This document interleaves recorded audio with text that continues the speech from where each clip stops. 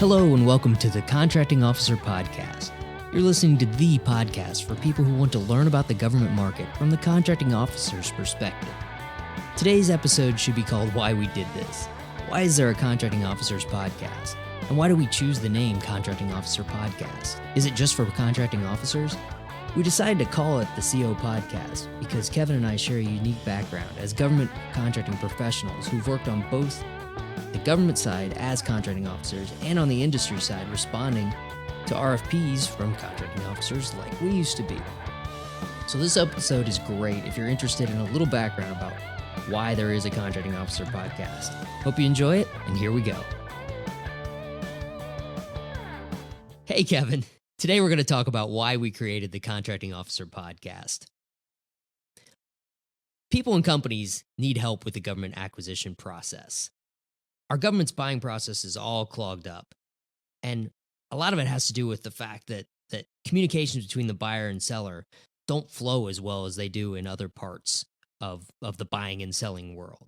So what do we mean by people need help? The simplest way to say it is that they don't understand each other. I think there's a lot of miscommunication. There's a lot of guessing.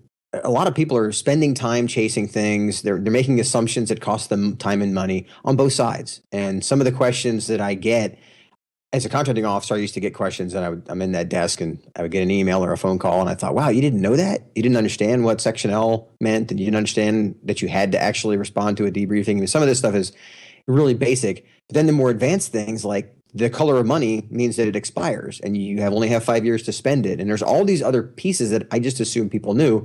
And since I've been out, I've run into a lot of people who they would ask these questions still. And I thought, the great way to solve that is through a podcast. So this podcast is for everybody who has questions that they just wish somebody would answer. And this is a great way to do it. Right. And when we were both contracting officers, we didn't understand that the industry folks didn't understand what we were thinking. And we certainly didn't understand what they were thinking until we left the government service and got on the industry side and saw our coworkers, our friends struggling with why is the contracting officer doing that? So it's a great way to share that the back and forth since we both gained experience from both sides of the table. So what do we mean by the government's buying process is clogged? Simply, there's too much information. There's lots of opinions. There's lots of free insight out there, and people are drowning in information, and they're also potentially drowning in opportunity. And they really need an understanding of where should I throw my darts? What's the best way for me to solve this problem? And a lot of times, just being able to understand what a contracting officer's perspective is and get their shared experience from, and for the podcast, multiple perspectives to smooth out some of the miscommunication.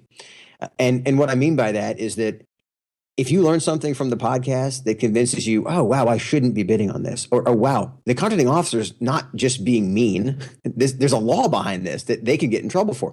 I mean, I say that kind of tongue in cheek, but it's true. When I've had conversations with people about explaining to them, this is why we did this, and this is why I had to pick one. I had to take you out of a competitive process, or I needed to have this form, or whatever it is. There's a reason behind that.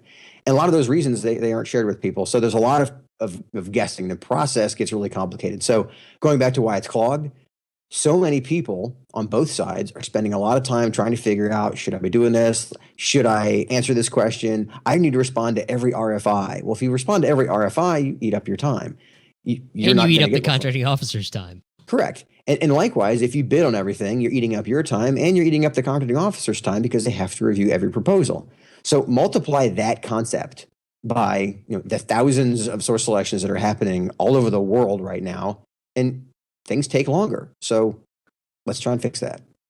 Yeah. And if the listening goes well on both sides, I think we really hope that we can save both sides, the sellers and the buyers. We can save them time and money in the process and get the products to the government that they need when they need them.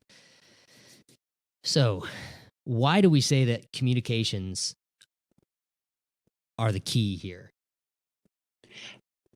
It's funny. I say the communication is the key because what's one of those sayings is that the the biggest myth in communication that has actually happened. So a lot of times when I would put together an RFP and I would send it out to the world, and what I thought it said is not what it said, and then I would get a protest of, oh, well, you said this and I thought you meant that, and we're spending all this time back and forth.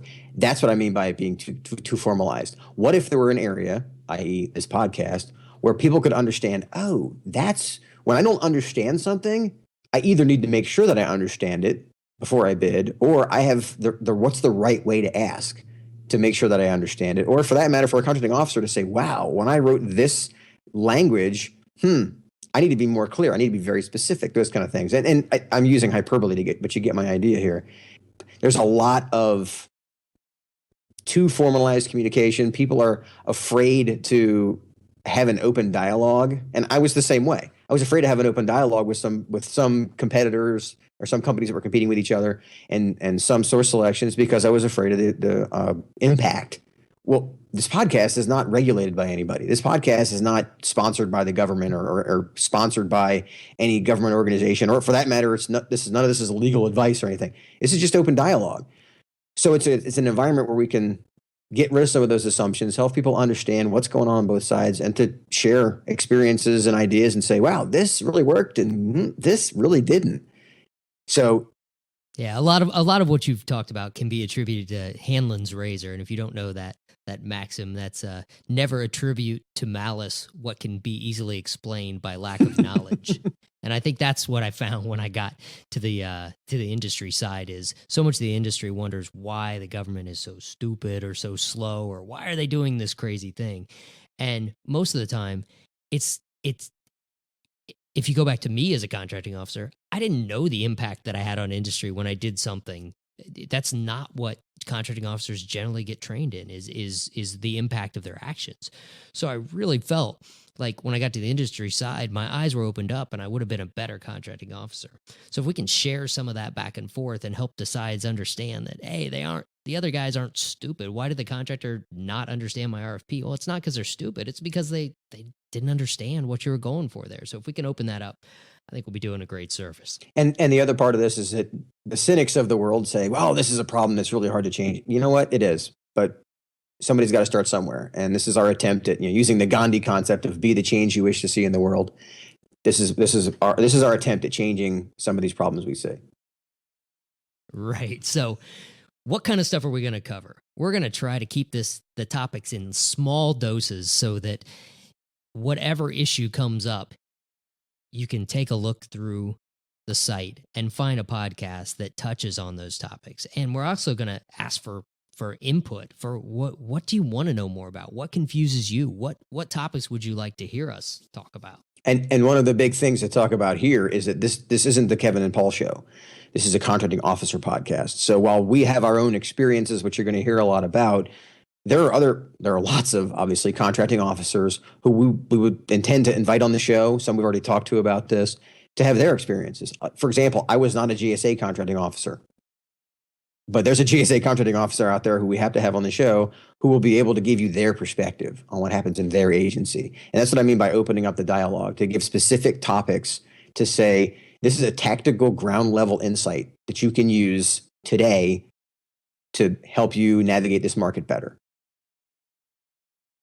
Yeah, I think that's a great point. There's tons of people out there that have different perspectives. You and I were contracting officers for years, but we both worked for the Air Force. So we both have a big picture. We have a narrow view of government contracting. We both had wide-ranging experiences across lots of different types of acquisitions, but there are tons of people that we can get on to talk to describe experiences that we might not have covered. So I'm really looking forward to that part, to bring in the other folks around to it.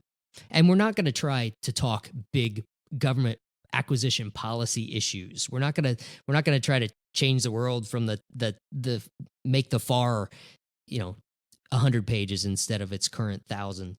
We're going to try to stick to real ground level topics that this is what I care about today. Hey, let's talk about that. Yeah, and Paul kind of undersells the fact that he's also worked at the National Reconnaissance Office. I also worked at Special Operations Command. But the point is still valid, is that we still only touched a small portion of this market. And this is a great environment to really be able to touch a theoretically infinite number of topics and contracting officers and issues and et cetera. And that's why we don't want to get any higher than the tactical level, because then it just gets fuzzy and you're not going to find it as useful. All right. So where do you find more information about the Contracting Officer Podcast? So the podcast itself is on iTunes and all the other sites where you grab this content. Website, contractingofficerpodcast.com. You can reach out directly to either of us, Kevin at contractingofficerpodcast.com or Paul at contractingofficer.com. And we really hope to hear from you and hear what you have questions about. What are you confused about? Exactly. And the one last thing we'll bring up is that this is our first podcast. So as you can tell, we're not going to be the most polished speakers. We're actually, funny enough, we're actually pretty good public speakers, but this is a new content. We'll get better at it. I appreciate any feedback on, like, if you can hear sounds in the background that we don't hear. I mean, we're not trying to make this an edit show where we try to turn it into the perfect solution, because there's just so much content to cover. We'd rather spend time focusing on great content that you can use.